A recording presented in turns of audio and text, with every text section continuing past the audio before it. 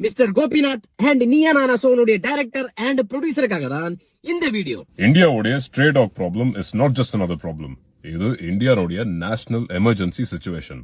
History of எர்த்லயே முதல் முறையாக திறனாய்க்கள்னால ஒரு நாட்டுக்கு இவ்வளவு பெரிய ஸ்கேல்ல சிவிக் அண்ட் எக்கனாமிக் கிரைசிஸ் நடந்துட்டு இருக்கு. பல லட்சம் கோடி ரூபாயும் பலாயிரம் மக்களுடைய உயிரையும் இந்த ஸ்ட்ரே டாக் கிரைசிஸ்னால இந்தியா இழக்க போகுது. சிஸ்டமிக் ஃபெயிலியர்ல இருந்து மக்களுடைய கவனத்தை திசை திருப்பி இதை ஒரு மாரல் டைலமாவாக சிம்பாலிக் கிளாஸ் ஸ்ட்ரகலாக ஃப்ரேம் பண்ணிருக்கு இந்த நீயா நானா நாய்கள் ஷோ. எஸ்பெஷலி அவேர்னஸ் கிரியேட் பண்ணணும்னா எமோஷனலா இருக்கிற மக்களை சிஸ்டம்ஸ் திங்கிங் நோக்கி நகர்த்துறது ஒரு ஃபண்டமெண்டல் நீட். பப்ளிக் ஹெல்த் எமர்ஜென்சியையும் நேஷனல் பைனான்சியல் ரிஸ்கையும் மாரல் டெஸ்ட் ஆஃப் எம்பத்தியாகவும் and classic upper class and lower கிளாஸ்க்கு இடையே இருக்கிற டென்ஷனை தான் இந்த ஷோ ரெப்ரசென்ட் பண்ற மாதிரி இருந்துச்சு. ஏன்னா உண்மையிலேயே அக்கறை இருந்துருந்துச்சுன்னா இதை கவர்னன்ஸும் கவர்மெண்ட் ஸ்டாஃப்கான ஃபெயிலியராக காட்டியிருக்கலாம். ஆனால் சிஸ்டமிக் ஃபெயிலியர் மேல கவனத்தை கொண்டு வருது விட்டுட்டு அண்டர் பிரிவிலேஜ் அண்ட் பிரிவிலேஜ் மக்களுக்கு இடையே இருக்கிற மோதலாக வடிவமைச்சிருக்கு இந்த நீயா நானா நாய்கள் ஷோ.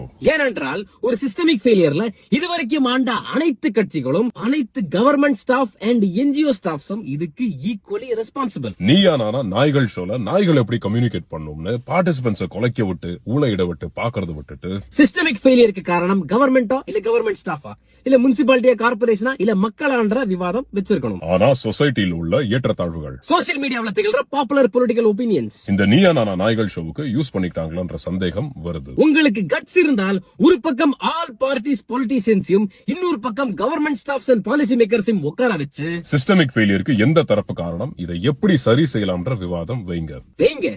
பட் இந்த வீடியோ நீங்க இவ்வளவு தூரம் பாத்துட்டீங்கன்னா கீழே கோபிநாத்னு கமெண்ட் பண்ணுங்க.